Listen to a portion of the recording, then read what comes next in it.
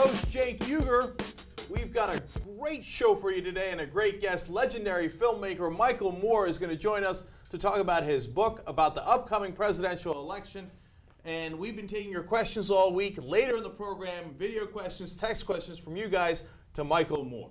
But first, I want to introduce an equally legendary filmmaker, Robert Greenwald, who came in all the way from his office down the hall. And he is, of course, the founder of Brave New Films and the director of Walmart, Outfoxed, Iraq for Sale, etc., etc. He's going to talk to Michael, filmmaker to filmmaker, activist to activist. Robert, welcome. Thank you. It's good to be with you. All right, well, take it away. Good morning, Michael. How are you? Hey, Robert, how are you? Good. Thanks for joining Meet the Bloggers. Can you hear me? Yes, I can hear you really well. Thanks for joining the show and coming on to talk about your book, which I absolutely love, by the way. It's laugh out loud, and it also gets you inspired to take action, which is a really interesting and challenging combination. So let me ask you the first question, which is, what made you decide to do the book? And did you ever think about doing a short film instead? Was there an aha moment, or was it a gradual process figuring that you had to be involved in this critical election? I was just, I think we live in pretty dark times, and it's important to keep your sense of humor, and I started writing down a lot of things just to, basically to, keep myself amused. And I thought, maybe I should put something out here during the election season, sort of my take on what's going on and all the, the craziness and the nonsense and whatever. So, I started writing it, and I'm very proud of it. It's a handy little guide to this campaign season, and you can carry it around with you and refer to it every now and then when you want a good laugh, or if you want some good information about the various races around the country. In the book, I list the 12 Senate seats that I believe we can win, and the 30 House seats that I believe we can win. So, so there's lots of good information like that in there, and probably some things that'll get me in trouble. Yes, a lot of trouble. We hope we'll encourage that trouble. No, thanks. Yeah, like I need any more of it in my life. It's coming in waves.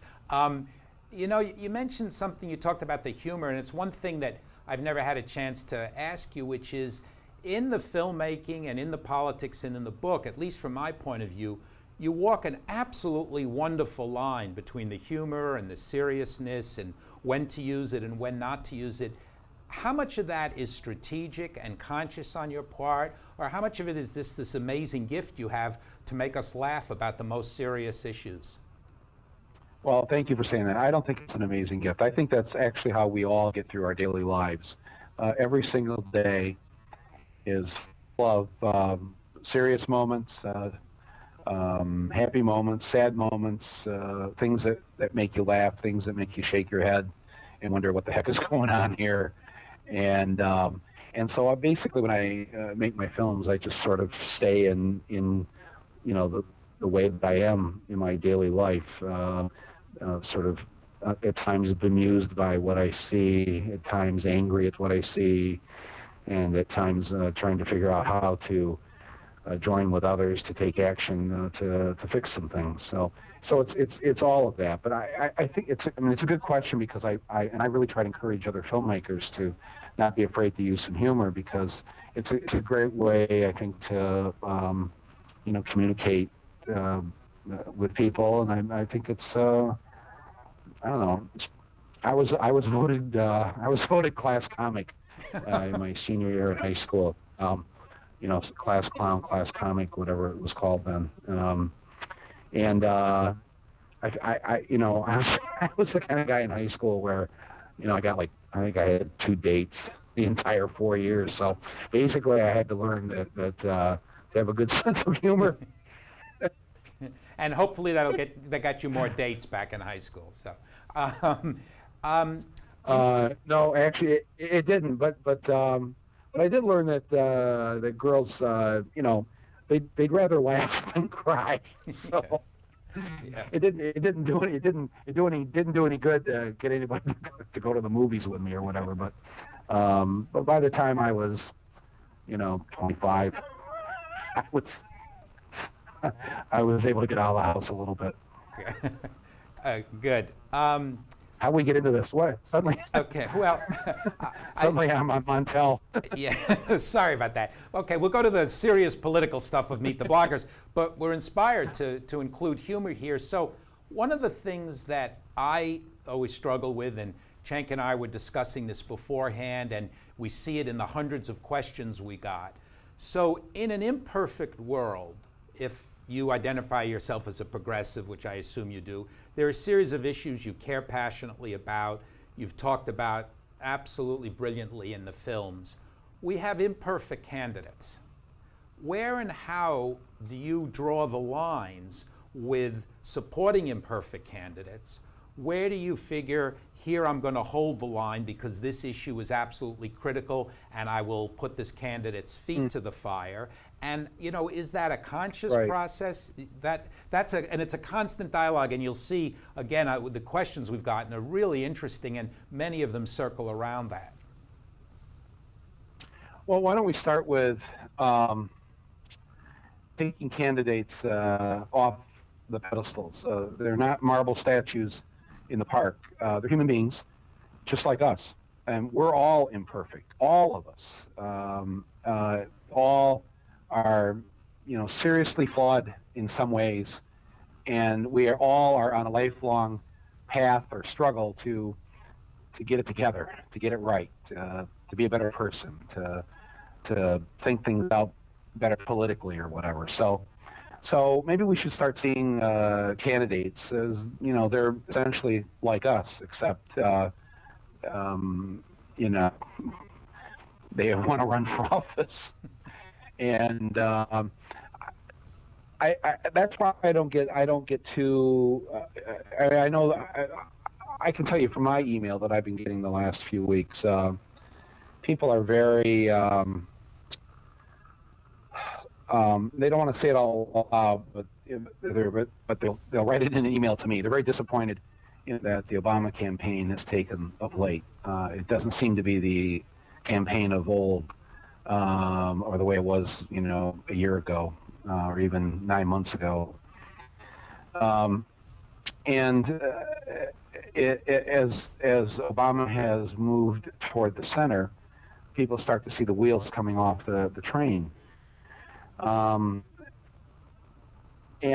this is really a problem Democrats usually have, not the Republicans. The Republicans know it's important to inspire their base and get their base out to vote. The Democrats are always running away from their base, thinking that's the way they're going to get elected. That if they just sound a little bit more like the Republicans will vote for them.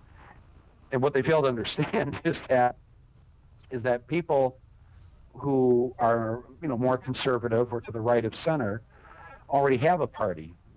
It's called the Republican Party. They don't need another party. They certainly don't want an imitation version of the Republican Party. And I've said this for years that people when you have a choice between the real thing and the imitation, you're always going to go with the real thing. I mean, if it's like the old car commercials. They talk about the leather seats, and then they had the cheaper cars with pleather, whatever the hell that was. So I think the public is like, if they have the choice between leather and pleather, they're always going to go with the leather. If choice between wearing 100% cotton and some 50, 30, 20 blend of whatever chemical fibers are in the shirt, you usually the cotton always feels better when it's at 100%. So I think that's why I probably got a lot of those emails that people are starting to feel, geez, why is he doing this? Why is he saying this? And and if I had his ear, I certainly would tell him to stay true to himself, that he should follow his heart, stick with Chicago people there that were running the campaign. Do not listen to the DLC. Do not listen to all these party hacks that have lost election after election after election. They lose even when they win, like in 2000. I mean, they won, but they couldn't even get into the door of the house that they won in the big contest. So I don't know. I don't get too depressed about it. I just keep, like with Obama, I just remind people, remember what the Republicans are constantly reminding us of about him. He has the most liberal voting record in the United States Senate, more liberal than Ted Kennedy, more liberal than anybody. So in other words, if you want to continue to live in this country, as far as senators goes, he's as good as it gets. So I understand how we want to try and get him to do everything we want him to do, but he's not going to be us. And, if we wanted all those things, I guess we'd be running for office. We're not. He is.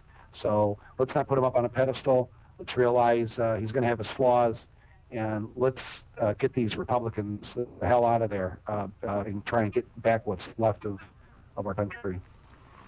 Amen. Well, thank you, Michael. They're signaling me frantically that I have to stop talking to you because the bloggers in Cenk are going to kill me because they all have lots of good stuff. So we're going to take a short break, not a commercial break, by the way, because we don't have commercials, but a short break so the crew and everyone can get reset, and then the bloggers in Cenk will be talking with you for the rest of the time. Thanks again. Okay, great. I'm looking forward to it. Thank you very much. All right, we'll be right back.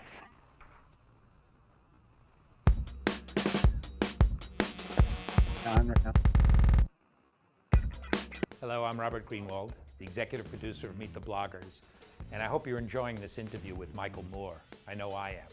I hope that you'll ask Michael some questions. If you go to the live blog, let him know what's on your mind. Let him know what you want his opinion about. And let us know how we're doing. Take the polls. And continue to join us on Meet the Bloggers with Michael Moore.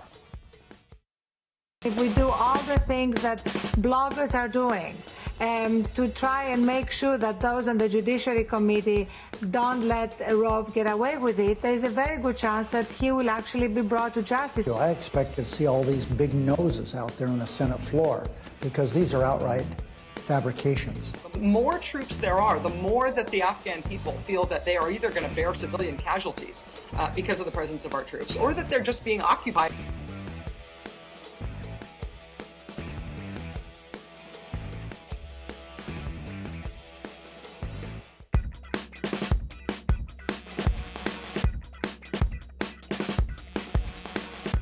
All right, welcome back to the show, everybody. In a little bit, we are going to take your questions, not only the ones you submitted earlier, but also from the live blog as well for Michael. But now it's time to meet the bloggers, and our bloggers have some questions for Michael as well. And of course, we're going to discuss his guide to the 2008 elections. So let me introduce our bloggers. And we're going to start with Cheryl Conti. She is the extraordinary Jill at jackandjillpolitics.com, voted one of the top 10 sites by Black Weblog Awards. Welcome, Cheryl. How are you? Fine. And we are also going to talk to the author of The Hostile Takeover and The Uprising, a man who's looking to start many uprisings, blogger David Sirota. So, Michael, you know, you have a chapter in your book called How to Elect John McCain, or How Many Democrats Does It Take to Lose the Most Winnable Presidential Election in American History, a blueprint for how to blow it. And one of the things in that segment is McCain and being nice to him, how Democrats are way too nice to him. We actually have a clip about that. The guy who put that clip together is John McCain himself, of Democrats praising him. Let's watch that first and then come back and talk about it. He can work with Democrats on key issues, whether it's campaign finance reform or tobacco policy. He's worked with us. Well, John McCain is a personal friend, a great friend, and I would be honored to run with or against John McCain. And I have enormous respect for him. He is a courageous, patriotic American who stands up for what he believes. I admire Senator McCain greatly, and he's one of the people we model our campaign on because he is very direct, very blunt, and nobody has to guess at what he's thinking. I love John McCain. He's a great guy. Since coming to Washington, I've believed that the right approach begins with the proposal put forward by Senator Lieberman and Senator McCain. I know Senator McCain has a lifetime of experience that he will bring to the White House.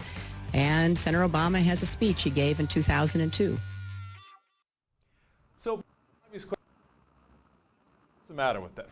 You know, why do they keep doing the wrong things? It's been how many years now? 20, 30 years. Why do they keep opponents? And is there, and more important than that, is there something we can do to shake them up and get them to change what they're doing? Well, first of all, let me say that the reason why I think a lot of people, a lot of Democrats, a lot of liberals often talk that way is because I think it's in our nature to try and be a little more open, a little more. I mean, that's sort of the definition of small L liberal. You know, open to new ideas, new things, have an open mind, be able to work with other people. The hate that comes from the other side is a very different sort of thing, and it's why we don't quite know how to deal with it, and we don't want to go down into their gutter and hate back. I mean, we hate what they do, but we don't hate them as people. And but they make it very personal, as they did with Kerry and Gore, and as they're now doing with Obama. I think to shake up the Democrats, they listen to people. They do pay attention to those emails, phone calls, letters, etc. I would encourage people to do that, to write to the Obama campaign, to tell them to fight back. We need a Democratic Party that's got a backbone and is not afraid to stand up for what they believe in. The American people want to see somebody who believes in something. They don't want to see a politician who just wants to win and will say anything to win. So, and that's not who Obama is. So he should really take the gloves off and go for it. In fact, he could learn from Hillary Clinton. I think the reason she ended up doing as well as she did, being as close as she ended up being, is because she wasn't afraid to fight. And so now is not the time to be Mr. Nice Guy. And if they continue to do that, they're not gonna win over people. They're just gonna look like a bunch of wimps. It's like if you're afraid of the Republicans, if you're afraid to stand up to the Republicans, how are you going to stand up to Al Qaeda? I mean, it's like, come on, guys, fight like you want to win this. Yeah, David, you have a question specifically about the Obama campaign for Michael, I believe. So go ahead. Yeah, hey, Michael, great book. I really enjoyed it. The question I have for you surrounding the book is, what specific things that you lay out in the book do you think Obama is doing best right now? And what specific things that you lay out in the book do you think Obama is doing worst or not doing at all? I think that he, well, that's a good question. I think the things that he is doing best right now, and I'm having to pause while I come up with three things, is that he has an innate sense of being in touch with the people that are out there. And the more that he does that, the more he stays connected to the voters, to the grassroots, the better off he's going to be. The last couple of days with McCain and his 10 houses, and you guys have had a great thing up here on your site about help McCain find his homes. I think those are great things, and I think Obama using his sense of humor is devastating to McCain, who doesn't know how many houses he has. So more of that. I hope that he surprises us with a vice presidential pick. Instead of going to the same well that everybody goes to, that would be a great move. And the things that he's doing the worst right now, I think, is that he can't show up to a gunfight with a pea shooter. He's got to really be able to give it back and feel good about giving it back, and not shy away from, I mean, I saw yesterday on the House thing, the McCain campaign came back and used him being a POW as a defense against the House. It made no sense whatsoever. If they keep going to this POW issue, I think Obama is going to have to stand up and say, listen, we need to be talking about 2008 here, and we're not going to refight or relive the Vietnam War. If McCain is going to try to rewrite the history of the Vietnam War, then I think Obama should set him and the public straight, because if we haven't learned those lessons, then we're really going to be in deep trouble.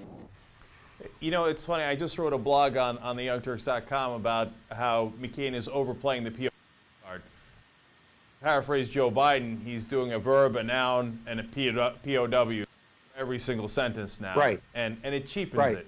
But Right. Michael, I do want to concentrate on the VP pick for a second too. I'm going to come back to that POW issue because I think it's an important one. But Matt from Germany wrote on the live blog he should not pick someone who voted period. And I know Cheryl, so let's go to Cheryl. We'll get your thoughts on it. Yeah, great. I really enjoyed the book too. Hi. Michael. It was very educational. It was very educational and entertaining. I learned and I laughed. My question in terms of the VP pick, you brought that up earlier. You say in the book, if Obama wants to elect John McCain, he should select a conservative white guy, a Republican, or a general.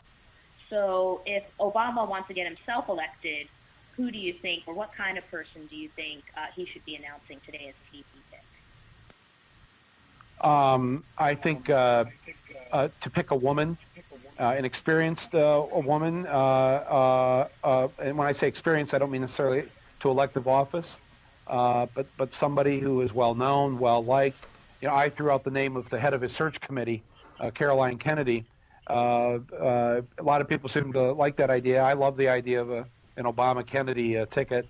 I think that's a real winner. But again, you see, my attitude is I'm trying to figure out how to get the base out, how to get out, because when I say the base of the Democratic Party, that's the bulk of the American people, working people, middle-class people. They agree with the policies and the platform of the Democratic Party more than they do with the Republicans. But they like to vote for Republicans because at least they know what they're getting. And our biggest problem with this election is if too many people show up and vote with the attitude of, well, I'm going to go with the devil I know as opposed to the devil I don't know, then McCain is going to win this. So, I think that there's a number of women that would be good for him to run with. I just think to go with just the same old, somebody who's been in Washington D.C. for a long time, white guy politician. He needs to be bold and surprise everybody here. And I know a lot of other names people have been suggesting. Gore, Hillary Clinton, Michael Bloomberg. Any thinking outside the box is good thinking. I think it would inspire the electorate. All right, guys, we need to take a quick break now. I want to thank Cheryl for being on this week. They're going to come back next week and talk to Michael again, so everybody stay tuned for that as well.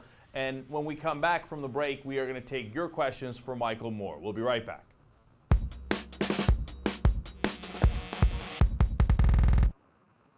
Meet the Bloggers is very much your show. And as with the Brave New Films movies and the Brave New Films short videos, you really are the distributor. So go to the website, find out how you can embed it in your blog, find out how you can contact the local cable access company and get it on the air.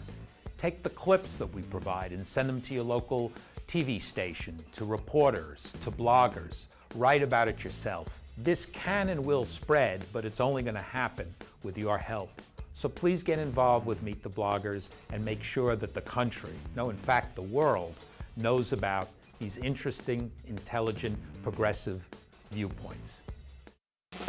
Hi, it's Cenk from Meet the Bloggers. If you like the issue we're discussing this week, you can find out so much more about it on our partner blog, HuffingtonPost.com, Alternet.org, ThinkProgress.org, JackandJillPolitics.com, OfAmerica.wordpress.com, and TheYoungTurks.com. We blog about the issue before and after the show, so you can check it out all week long.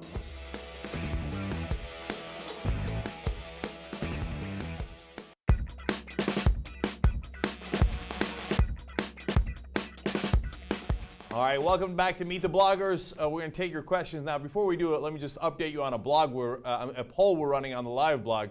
We're asking who should be Obama's VP, the conversation we just had. Evan Bayh is barely registering. Biden's not doing badly, but right now, at number one, Caroline Kennedy at 39%. So apparently people are taking Michael's suggestion.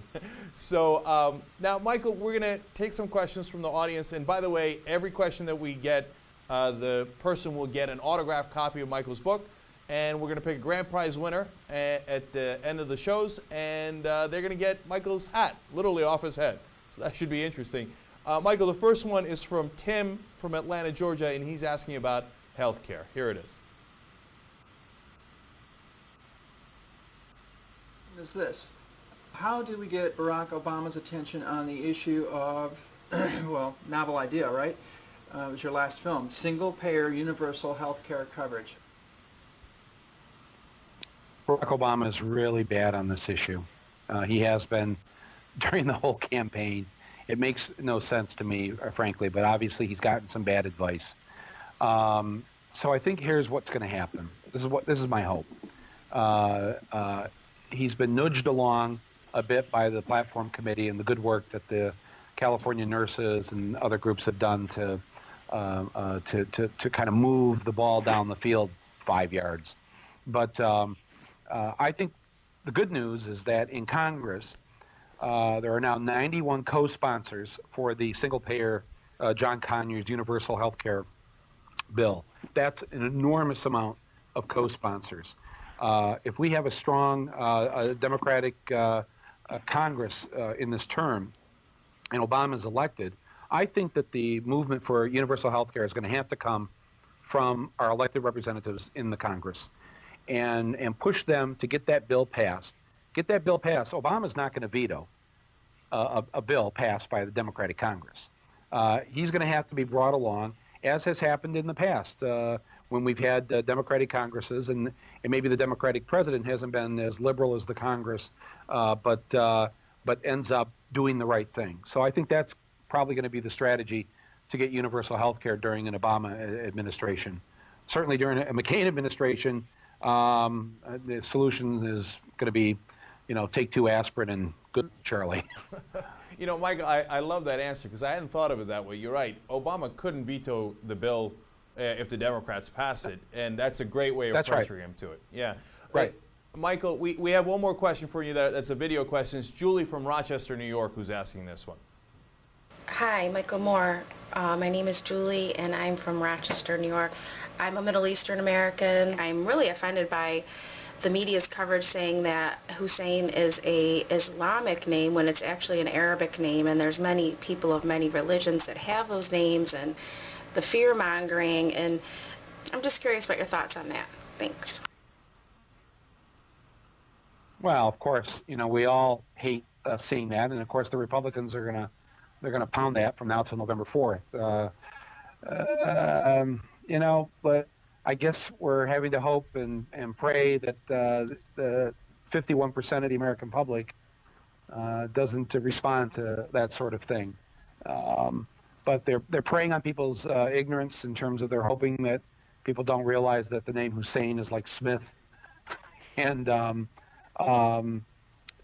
he's done pretty well so far with a name like Barack and then a name like Obama. So I'm going to remain hopeful and optimistic. I'm hopeful too. I'm surprised at how well he's done. It almost makes me believe that a guy like Cenk Uygur can do well in America.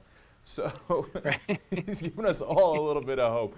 Unfortunately, we're out of time for today, but we're going to have more viewer questions in part 2 of our discussion with Michael Moore next week. And so we will take those when we talk about Mike's Guide to Election 08. In the next week, we're going to discuss how to fix our broken election system and the first 10 presidential decrees that Obama should make in his office. Those are all from Michael's book. Michael, thanks for joining us this week, and we will see you next week. And everybody, we will all see you as well. Remember, 1 o'clock Eastern, 10 a.m. Pacific on meetthebloggers.org. Until then, go ahead and do something.